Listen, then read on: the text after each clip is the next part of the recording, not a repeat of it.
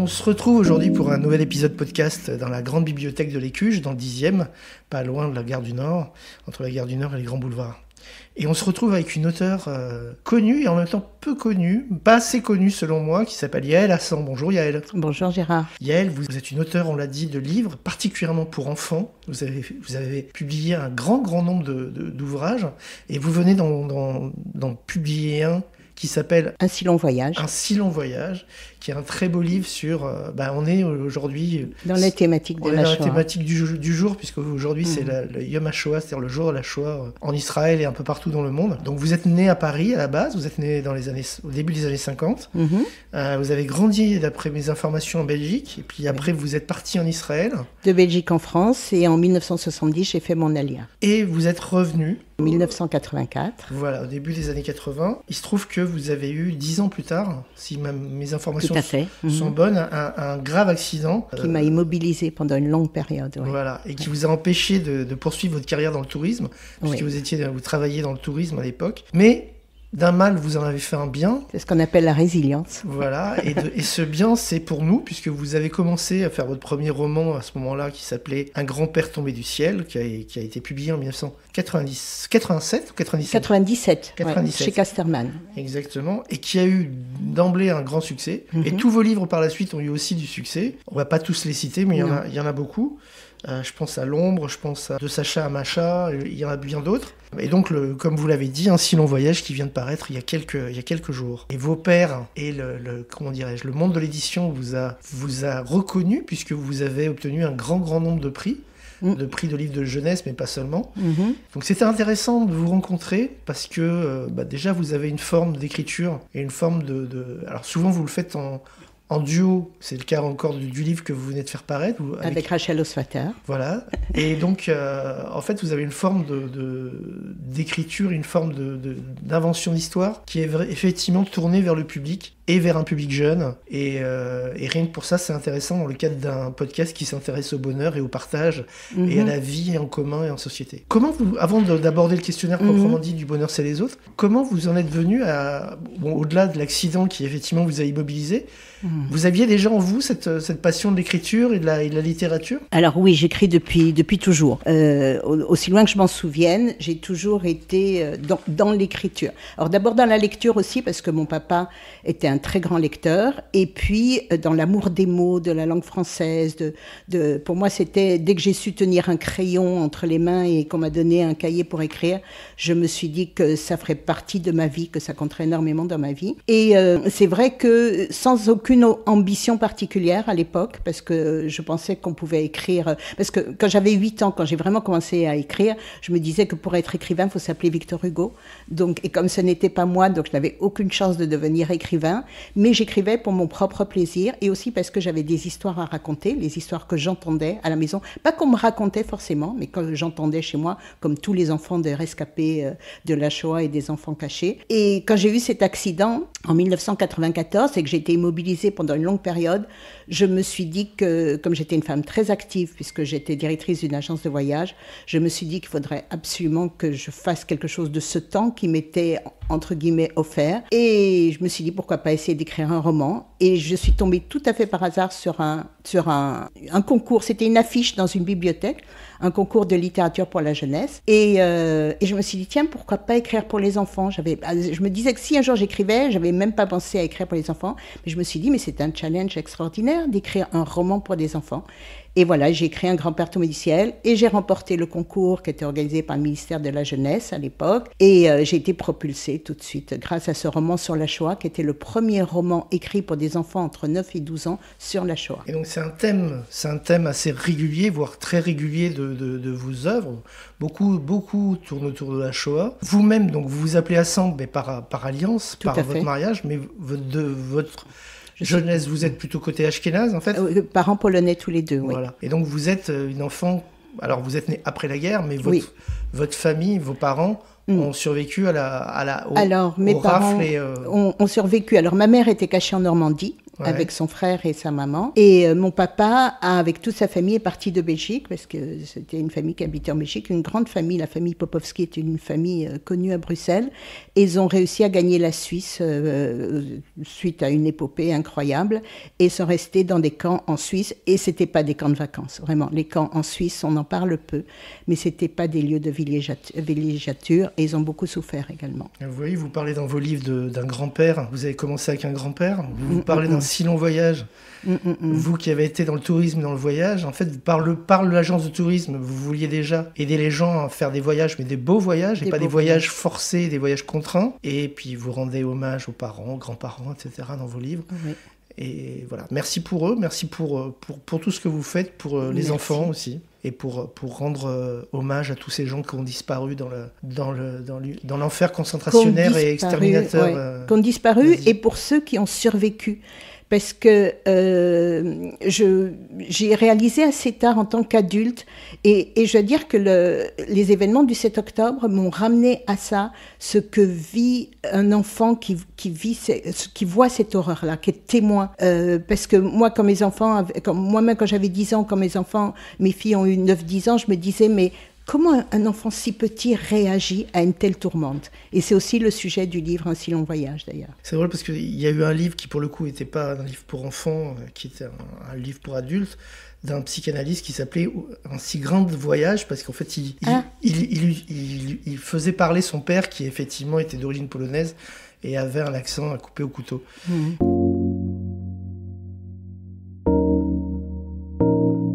Alors, on va attaquer le questionnaire du bonheur, c'est les autres. Et j'ai envie de vous demander, c'est quoi votre définition du bonheur ? Vous le définiriez comment, le bonheur ? Alors, définir le bonheur, c'est... j'assimile toujours le bonheur à la liberté. Voilà. Ouais. Bonheur égale liberté.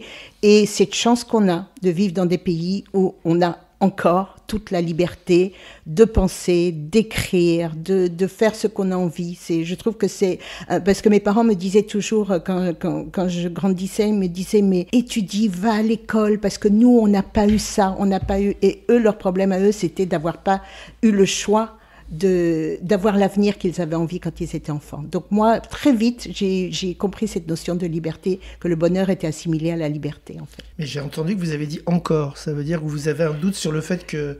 Mais je trouve que nos libertés se restreignent, se réduisent comme une peau de chagrin. On est dans une sale période, en fait, une période que je ne pensais pas qu'on connaîtrait, en tout cas les gens de ma génération. Je trouve que, voilà, mais auparavant, ça fait 30 ans, donc que j'écris, que je vais dans les écoles. Et au départ, quand je rencontrais des enfants de toutes origines, parce que j'écris beaucoup sur d'autres sujets que la Shoah, je faisais pas attention à tout ce que je disais. Et maintenant, je m'aperçois que dans les classes, je dis, je ne peux plus dire ça. Je ne peux plus... Voilà, j'ai l'impression que ma liberté est en train de se réduire comme une peau de chagrin, et c'est terrible, en fait. Et c'est un parallèle que vous faites avec l'enseignement, parce qu'effectivement, aujourd'hui, il y a beaucoup d'enseignants qui disent eux-mêmes qu'ils s'obligent, ils sont dans l'autocensure pour ne pas voilà, choquer ou pour ménager les susceptibilité, etc. Mais pire que cela, il y a beaucoup d'enseignants qui nous font venir, je dis nous parce que Rachel et moi souvent, qui nous font venir parce qu'eux peuvent plus dire les choses et se dire, nous, en tant qu'intervenante extérieure, on va faire notre laïus, on va dire ce qu'on a envie de leur dire et puis on part, donc on est moins en danger que eux qui sont au quotidien confrontés à ces enfants, en fait. Vous êtes un vecteur, en fait. Oui. Et quelque part, vous contribuez à la liberté. Voilà. J'essaie.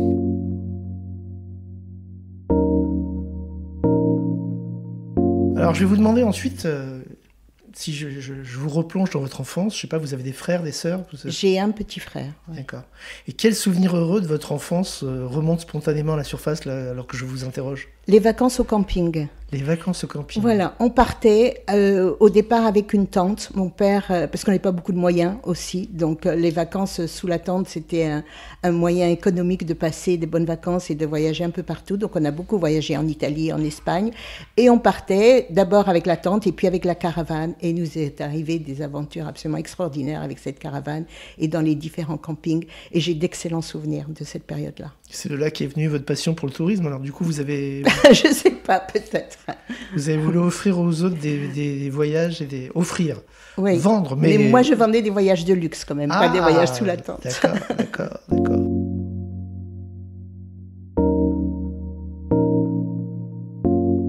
Alors maintenant, ça va être compliqué parce que vous l'avez dit, vous lisez beaucoup. J'imagine que vous êtes souvent aussi allé au cinéma, vous avez vu des pièces de théâtre, etc. Si je vous demande le livre, alors ça peut être deux, trois, le livre, le film ou la pièce de théâtre, ou encore l'auteur qui vous a le plus, comment dirais-je, qui vous a laissé une trace indélébile, vous me diriez qui et pourquoi? Alors, je dirais sans hésiter Émile Ajar, Romain Gary, sous les deux noms. Parce que j'ai autant aimé les livres de Romain Gary que ceux d'Émile Ajar. Le livre culte pour moi, c'est La vie devant soi, écrit sous la plume d'Émile Ajar. Et je dirais le film aussi, c'est La vie devant soi, avec Simone Signoret. La première version. Oui, la première version avec Simone Signoret qui incarnait une Madame Rosa absolument exceptionnelle. Et ce livre, j'ai dû le découvrir, j'avais 18 ou 19 ans, j'étais très jeune, j'étais en Israël quand un cousin qui venait en vacances me l'avait offert. Et je me suis dit, waouh, si un jour je suis écrivain, j'aimerais avoir le talent de cet Émile Ajar. Et puis j'ai été passionnée par sa vie ensuite. Il me suit depuis toujours en fait. C'est dingue comme ce livre a une influence sur toute une génération. Ah oui? Ouais, plusieurs personnes me le citent et effectivement, moi-même, je suis très sensible. J'aime beaucoup Romain Gary et j'aime aussi Émile Ajar. Et c'est vrai que c'est un livre qui peut pas laisser. C'est incroyable le talent de cet homme-là. Moi, je le cite dans toutes les classes. Je le cite dans mes livres. D'ailleurs, j'ai un de mon plus gros succès, Momo, Petit Prince des Bleuets, qui reprend le prénom de Momo, où je fais un parallèle avec La vie devant soi et Madame Rosa. Et j'ai la fierté, à ma petite échelle, de faire découvrir ce livre à des centaines d'enfants qui ne le connaissent pas en fait. Ouais.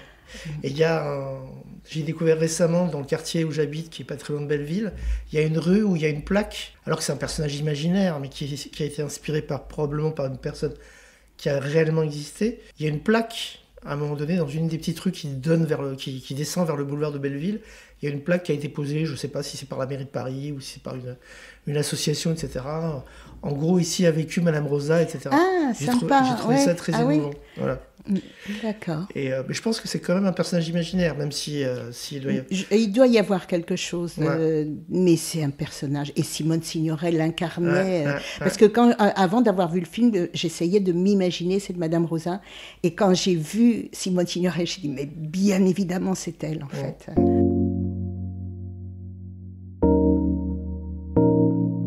Dans la vie, de quoi ne voudriez-vous jamais vous priver? Sous-entendu, pour être heureuse, qu'est-ce qui vous manquerait de façon impossible? Enfin, impossible la vie serait impossible sans ça. Sans les livres. Sans les livres. Sans les livres, ouais.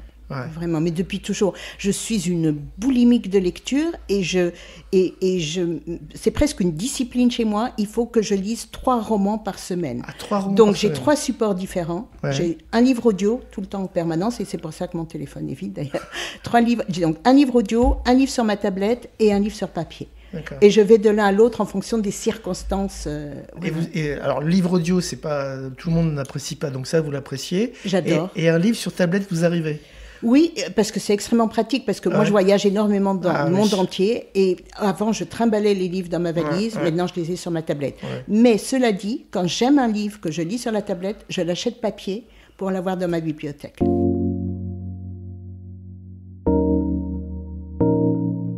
Alors, je vais vous demander quel est votre rapport, non pas à la religion, parce que ça c'est quelque chose d'intime, mais à la spiritualité. Et au-delà, est-ce que vous avez des rapports, entre guillemets, il ne s'agit pas de faire tourner des tables, mais est-ce que vous avez des rapports avec vos disparus, que ce soit dans les rêves, est-ce que vous entretenez un dialogue avec des gens qui vous ont quitté, ou bien simplement, par exemple, je ne sais pas, un grand-père ou une grand-mère dont vous aimeriez avoir l'avis sur par exemple, ce que vous publiez, etc. Est-ce que vous avez un rapport comme ça à la mort et voilà. Et quel est votre rapport à la spiritualité en général? Alors, spiritualité, j'ai pas la foi ni la pratique religieuse, mais quand j'écris, et si j'écris, c'est pour eux, en fait. C'est pour eux, c'est eux qui me tiennent la plume, c'est eux qui me soufflent à l'oreille, et c'est pour prononcer leur nom, pour les rendre vivants, pour les présenter à toutes les générations d'enfants que je rencontre. Donc mon lien avec nos chers disparus, c'est celui-là, c'est celui de la plume, de l'écriture. Et je suis parfois, et ces personnages, j'ai la chance d'avoir des livres qui vivent depuis 30 ans, par exemple Un grand-père tombé du ciel, et l'histoire inspirée de mon histoire familiale.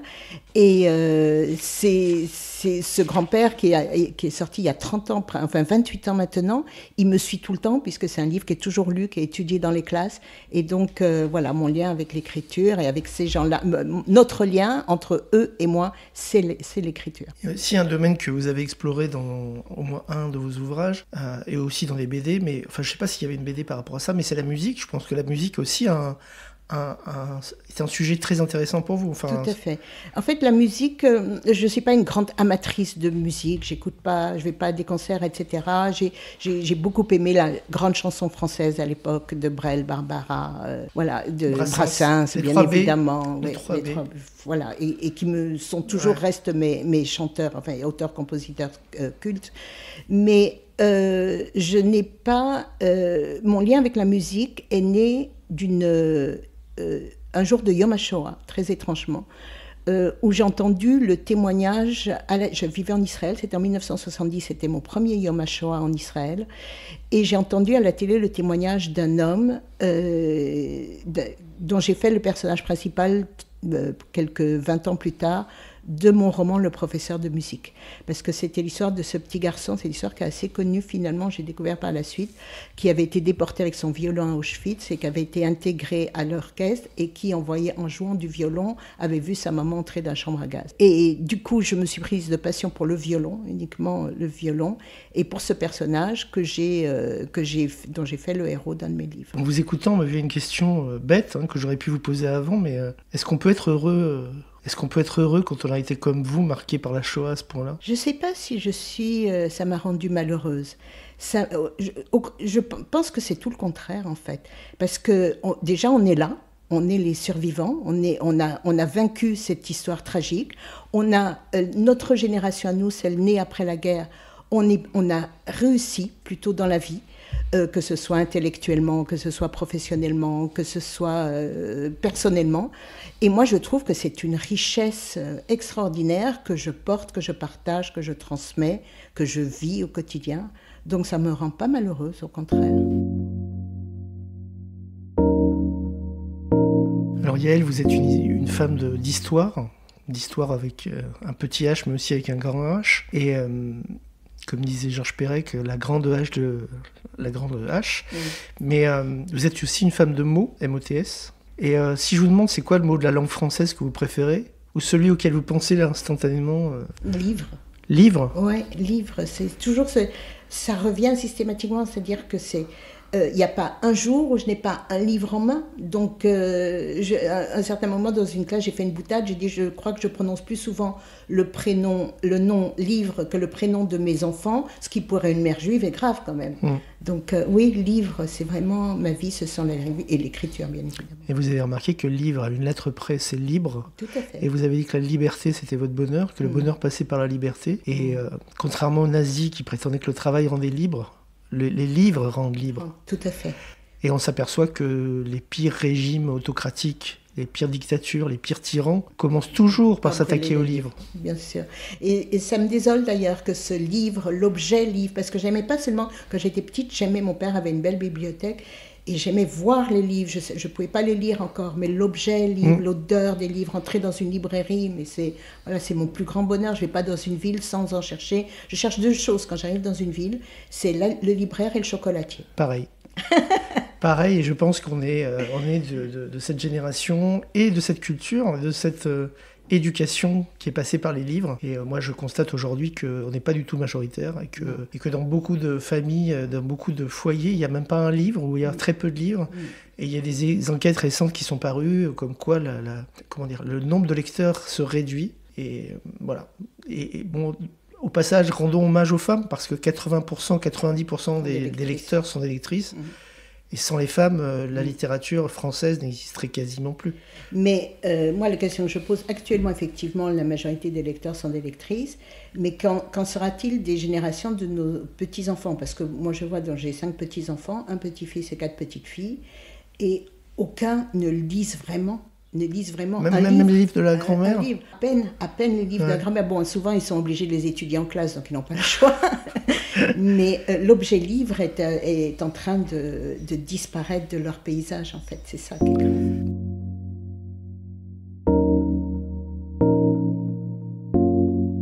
J'ai envie de vous demander maintenant, est-ce que vous êtes souvent parcouru de doutes? Est-ce que le doute fait partie de votre existence? Et si oui, quand vous doutez, est-ce que vous doutez plutôt de vous ou plutôt des autres? Alors, je vais vous répondre par... Je ne sais pas si vous connaissez la chanson d'Anne Sylvestre. Bah si, J'aime je la cite souvent. qui doutent. Et j'adore cette chanson. Ouais. Et elle dit tout dans cette chanson. Et heureusement qu'on a des doutes. Sinon, on serait quoi? On a beaucoup parlé de ça et d'elle parce qu'elle était très proche d'elle avec Anne Goscinny. Oui. Anne Goscinny, avec elle, on a parlé effectivement de cette chanson d'Anne Sylvestre. Et depuis, enfin pas que depuis, je la connaissais avant, mais c'est quelque chose qui revient régulièrement dans ce podcast. Ah, moi je l'écoute régulièrement. Voilà, les gens qui doutent. Pas que cette J'aime chanson-là. les gens qui doutent. J'aime les gens qui doutent. Elle a écrit une chanson que personne ne connaît sur la Shoah qui s'appelle Roméo et Judith. Roméo et Judith, qui est absolument sublime, que personne ne connaît. Alors oui, j'ai des doutes, mais j'ai surtout des doutes depuis le 7 octobre. Je veux dire que je pense que le 7 octobre a pétrifié nos vies, en fait. A quelque chose nous a figés dans une sorte d'incertitude, de crainte, d'inquiétude. En tout cas, je pense, et je ne suis pas la seule, le 7 octobre m'a changé, oui. Et en fait, est-ce que c'est pas ça le pire? C'est le fossé. J'ai écouté il y a quelques jours une interview de Pascal Elbé. Oui. Qui expliquait ce fossé qui s'est créé entre lui et lui juif, etc., qui n'était pas forcément juif très pratiquant ni quoi que ce soit, mais entre lui et toutes sortes d'amis qui n'ont pas ressenti ce que nous on a pu ressentir. Et qui nous comprennent pas. Quand je dis nous, je m'intègre parce qu'effectivement je suis aussi comme vous d'origine juive. Et en fait c'est là qu'est la douleur, c'est qu'en fait il s'est créé un fossé entre des gens qui ont trouvé ça ok triste, peut-être douloureux, etc., mais qui l'ont placé dans un contexte de guerre permanente depuis 80 ans, et en tout cas depuis au moins 60 ans entre Israël et les Palestiniens, et d'autres qui, comme nous, avons vécu ça comme une réplique très longtemps après de la Shoah, en fait.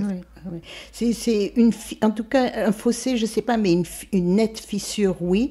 Et moi, je l'ai vu sur Facebook, parce que j'ai un compte d'autrice et un compte perso. Et sur mon compte d'autrice, où j'avais 2000 ou 2500 amis, je ne sais pas, j'en ai perdu beaucoup. Beaucoup, non pas parce qu'ils étaient indifférents à ce qui se passait le 7 octobre, c'est ça, c'était pas de l'indifférence, mais je les saoulais en fait. Je me suis rendu compte que je les saulais à poster tous les jours des choses sur le 7 octobre. Or, nous, on peut pas faire autrement. On est tous tellement impactés. C'est un exutoire. Oui, et puis on est tellement impactés. Tout a changé, notre manière de voir l'avenir. Moi, je le vois aussi. Quand je publie quelque chose sur la Shoah ou sur le 7 octobre, il y a très peu de commentaires hors des gens qui sont déjà convaincus. Tout à fait. Par contre, quand je publie des bêtises ou des choses très futiles, et là, il y a beaucoup de réactions. Exactement, c'est fou. Quand je publie les fleurs de mon jardin, j'ai 3000 likes, et quand je parle des bibasses, je n'ai que les juifs. On peut considérer que les réseaux sociaux aussi ne sont qu'une partie de la réalité, une partie de nos vies. Et puis peut-être que ça va nous inciter à non pas filtrer, mais à être moins... Et puis, je dois dire, moi je constate une chose, moi qui voyage beaucoup, et notamment en province où je suis toutes les semaines, je vois que Paris n'est pas la France en fait. Et qu'en province, l'approche, l'écoute, la curiosité est complètement différente. Et parfois, je me trouve à des tablés le soir avec une dizaine d'enseignants ou de gens qui m'ont invité et qui m'écoutent me raconter mon 7 octobre et raconter ma vie avec une telle bienveillance, tellement de compassion que je me dis, en fait, on se centre un peu effectivement sur les réseaux sociaux et tout ce qui se passe à Paris, dans les grandes villes, mais c'est pas la France, en fait. Et on a beaucoup, beaucoup de gens qui nous veulent énormément de bien, des non-juifs, en province.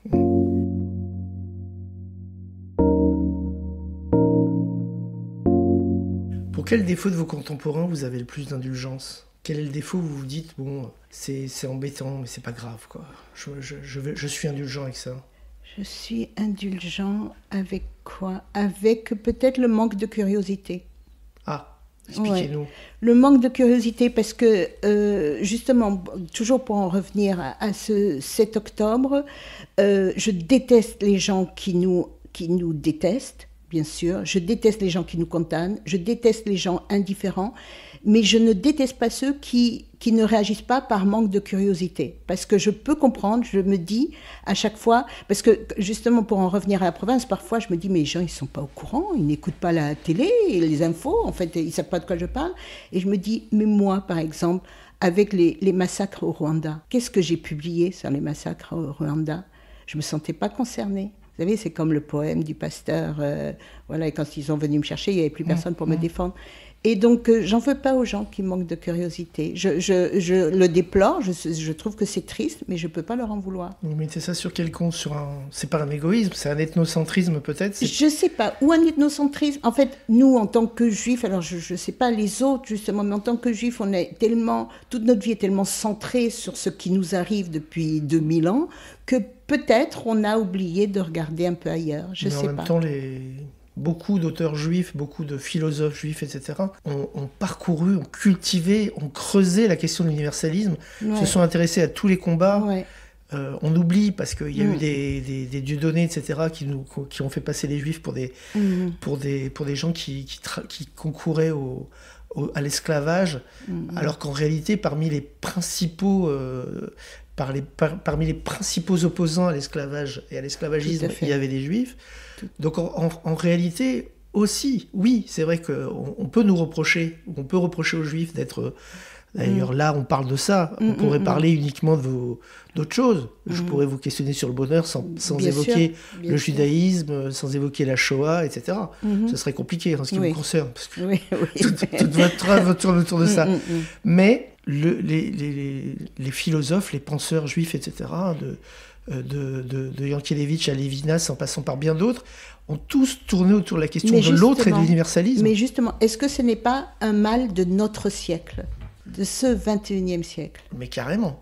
Et en plus renforcé, voire par moments suscité par les réseaux sociaux, par l'espèce de magma avec des gens qui commentent sans curiosité, la curiosité dont vous parliez, sans curiosité, sans culture tout court, sans connaissance de l'histoire, sans recherche particulière, en se fiant uniquement à ce qu'ils entendent ou voient à la télé, voire pire, entendent et voient sur Internet, qui est souvent bardé de fake news et de gens qui n'ont pas de bonnes intentions en réalité, eh bien se permettent de juger, se permettent de critiquer, se permettent d'associer, de faire des associations terribles comme Israël égale nazi, génocidaire et compagnie. Mais je pense que les réseaux sociaux ont...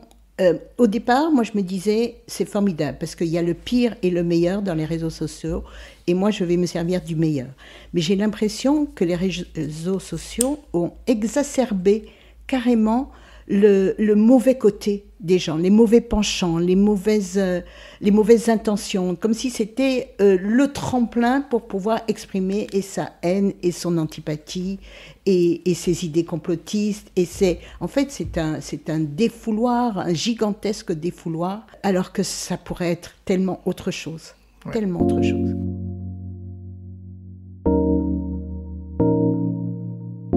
Alors, depuis le début, on n'est pas très...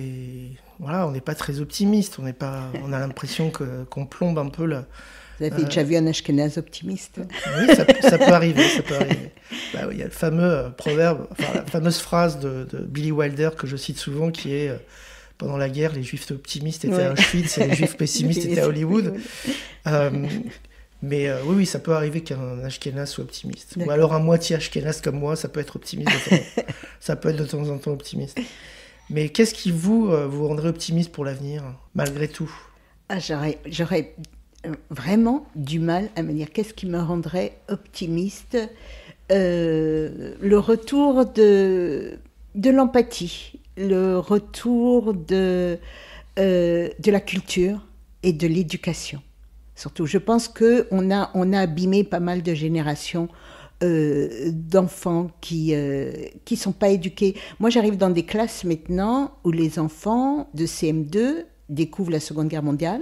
Souvent, c'est au programme de la Seconde Guerre mondiale, le programme de CM2, mais qui ont l'impression que ça se passe il y a 100 ans. Hein, ça va être presque le cas, c'est vrai, mais qui n'ont aucune curiosité au départ, mais dès qu'ils lisent mes livres, dès qu'ils découvrent la vie d'un enfant juif, d'une petite fille juive, et où ce livre-là, Le Si l'on voyage, maintenant ils commencent à le découvrir, ils sont pleins d'empathie. Donc il suffit parfois de pas grand-chose pour générer cette empathie. Et c'est notre rôle à nous, les écrivains, parce que les survivants, comme Ginette Kolinka, ce sont les derniers à pouvoir témoigner physiquement.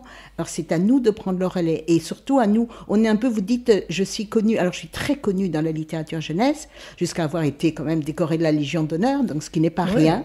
Bravo. Mais je suis peu connue par les adultes. C'est pas très grave parce que c'est aux enfants que je m'adresse et c'est important que ce soit à eux que je fasse découvrir ce que je veux faire découvrir. Mais c'est vrai qu'il y a une sorte de mépris envers les auteurs jeunesse. Or, on est beaucoup d'auteurs et d'autrices jeunesse juifs et juives qui écrivons sur ce sujet-là. Et je pense que parfois, on ne met pas assez les projecteurs sur notre travail qu'on fait parce que c'est nous qui préparons les enfants de demain. C'est nous qui en faisons des adultes. C'est nous qui leur ferons des lecteurs surtout. Et que notre rôle est très important. Et c'est pour ça que je reste optimiste, parce que moi j'écris. Il n'y a pas un découragement, parce que le fait effectivement d'en avoir parlé, d'en parler, d'avoir écrit des livres, pas que des livres pour jeunesse. Hein, j'ai écrit qu'un seul livre pour adultes. Non, mais des gens comme Elie Wiesel, des gens comme Primo Levi, etc. Des gens comme Jorge Semprún et d'autres ont beaucoup parlé de l'univers concentrationnaire, où aujourd'hui Di Luca en Italie, etc. Et finalement, est-ce que ça a empêché le 7 octobre ? Est-ce que ça a empêché le génocide au Rwanda ? Est-ce que ça empêche les massacres partout dans le monde ? Est-ce que ça empêche ce qui se passe en ce moment en Ukraine ? Non, ça n'empêche pas parce qu'ils se sont adressés à des adultes. Ouais. Et que pour les adultes, c'est trop tard.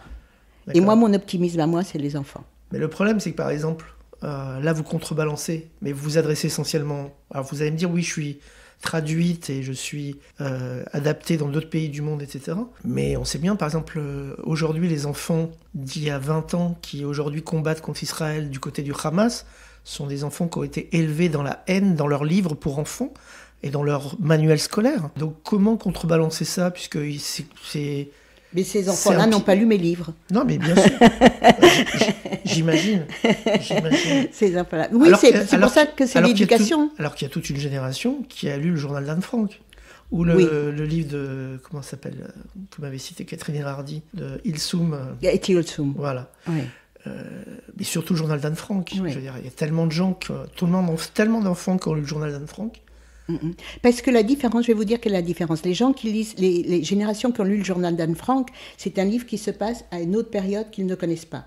Nous, ce qu'on fait, et Rachel Oswater et moi essentiellement, c'est qu'on fait le parallèle entre aujourd'hui et la guerre. C'est-à-dire qu'il y a pratiquement, à part Un si long voyage peut-être, aucun de nos livres ne se passe exclusivement dans les années 40. Il y a toujours un enfant, une transmission entre un grand-parent et un enfant, et à cet enfant d'aujourd'hui, ils peuvent s'identifier. Donc ils peuvent faire le lien en se disant, ben oui, finalement, nos grands-parents ont vécu ça. Donc, et encore une fois, pour revenir à l'optimisme, moi je pense qu'il n'y a que l'éducation. Alors, c'est pas gagné, parce qu'il y a des pays où l'éducation est complètement négative par rapport à tout ça, mais il faut pas se décourager. Même si j'ai eu un gros moment de découragement après le 7 octobre, et que je remonte pas à pas, très lentement, je me dis qu'il reste plus que ça, quoi, les livres et l'éducation. Mais on espère, et justement, puisqu'on est dans le domaine de l'espérance, qu'est-ce qu'on peut vous espérer pour vous dans les prochaines semaines et les prochains mois ? Qu'est-ce qui vous rendrait heureuse ? Qu'est-ce qui apporterait de l'eau à votre moulin ?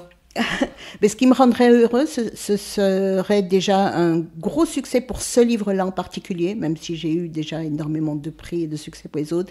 Mais ce livre-là, écrit après le 7 octobre, est extrêmement important pour moi et j'aimerais qu'il soit lu surtout par le plus grand nombre et qu'il y ait plein de débats et de rencontres que je puisse organiser avec des enfants non juifs essentiellement pour parler de tout ça. Est-ce que vous espérez qu'il soit adapté au cinéma ? Ah, c'est un livre qui ferait un très beau film, vraiment. Mais après, vous voyez par exemple La plus précieuse des marchandises, qui est devenu un très beau film. Magnifique. Je ne crois pas qu'il ait un énorme succès.